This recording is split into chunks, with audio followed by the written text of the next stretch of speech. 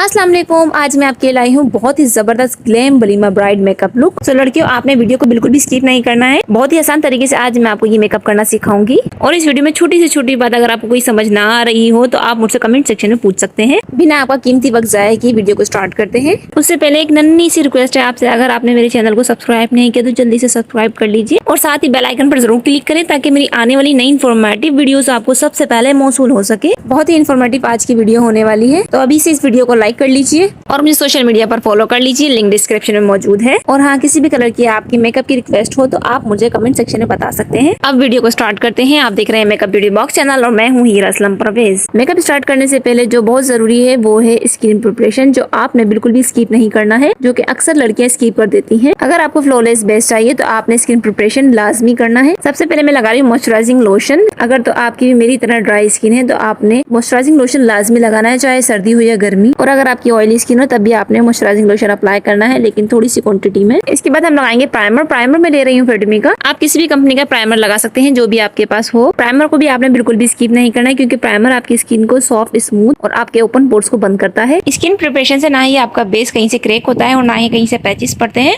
और एक long lasting flawless आपका बेस बनता है। और यहाँ पर ये हमारी स्किन में बहुत ही अच्छे से एब्जॉर्ब हो गया है। इसके बाद हम लगाएंगे फाउंडेशन। फाउंडेशन में ले रही हूँ काशीसीस का नंबर है सफायर 14। फ्लैट ब्रश हमने लिया क्रिस्टाइन का। ब्रो लाइन से लगाना हम स्टार्ट करेंगे ताकि हमारी आईब्रो की जो शेप है वो नीट एंड क्लीन सी आ जाए। अच्छा जी, अगर आप काशीसी फाउंडेशन यूज कर रहे हैं तो इसे अप्लाई करने के बाद फौरन ही आपने इसको ब्लेंड करना है, आपने गैप नहीं देना। और ब्लेंडिंग के लिए आपने वेट ब्यूटी ब्लेंडर लेना है और जस्ट डैब डैब करके आपने अपनी फाउंडेशन को अच्छे से ब्लेंड करना है। बिल्कुल भी आपने इसको रगड़ना नहीं है। और जो लड़कियां मुझसे फाउंडेशन के बारे में पूछ रही थी तो उनको मैं बता दूं, one of my favourite foundation is Kashi's foundation. अगर तो आपने फाउंडेशन बाय करनी है तो आप काशीस ही करें। ये एक long lasting full coverage matte foundation है। इसमें आपको किसी किस्म के कंसीलर की भी जरूरत नहीं होती। बार बार लोकल प्रोडक्ट बाय करने से आपके पैसे ही वेस्ट होते हैं। इससे अच्छा है कि आप एक अच्छे ब्रांड की फाउंडेशन बाय कर ले। फाउंडेशन में कंप्रोमाइज ना किया करें। इसके बाद हम लगाएंगे कॉम्पैक्ट पाउडर। कॉम्पैक्ट पाउडर मैंने लिया काशीस का। इसका नंबर है 09। इसका शेड आप देख सकते हैं, थोड़ा पिंकी शेड में है। ब्रश मैंने लिया है जोएवा का बफर ब्रश। कॉम्पैक्ट हम अच्छे से अप्लाई करेंगे ताकि हमारी फाउंडेशन अच्छे से सेट हो सके। और अगर आपके पास कॉम्पैक्ट पाउडर अवेलेबल ना हो तो आप इसकी जगह लूज पाउडर भी यूज कर सकते हैं,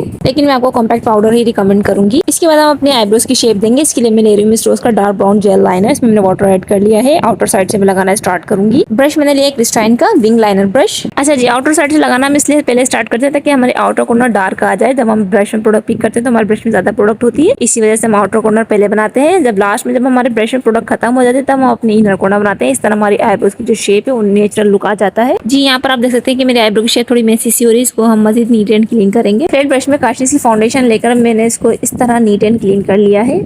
इसके बाद हम अपने फाउंडेशन को ब्यूटी ब्लेंडर की मदद से ब्लेंड कर लेंगे। अब मैं ले रही हूँ हुदा ब्यूटी की न्यू आई शेडो पैलेट में से टिकल मैट कलर। ब्रश मैंने लिया है जोएवा का क्रीज ब्रश। आउटर साइड से हम लगाना स्टार्ट करेंगे और अपने ब्रश को सर्कल मोशन में मूव करते हुए हम ऊपर की जानिब ले जाएंगे। क्रीज एरिया में कलर अप्लाई करने के बाद हम इसको अच्छे से ब्लेंड करेंगे। ब्लेंडिंग करते हुए हम इसको अपर क्रीज एरिया की जानिब ले जाएंगे।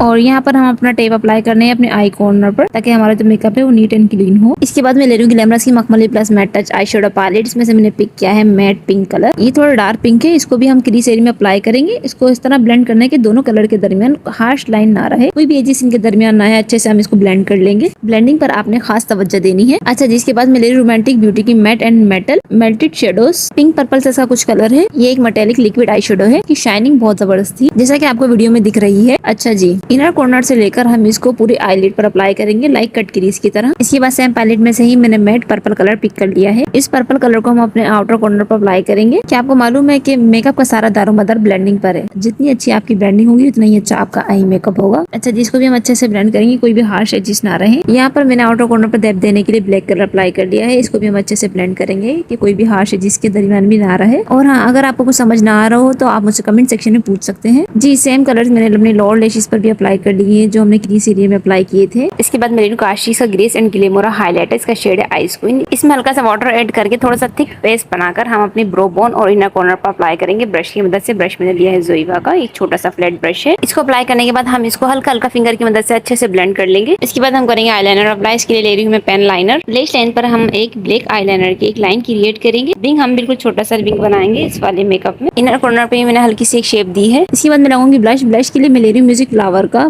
Powder blush number 4। ब्लश हमने चिक्स पर अप्लाई कर लिया है। इसके बाद हम लगाएंगे हाइलाइटर। हाइलाइटर मैं ले रही हूँ ओटबो का, इसका नंबर है 01 और ये थोड़ा पिंकिश शेड में है।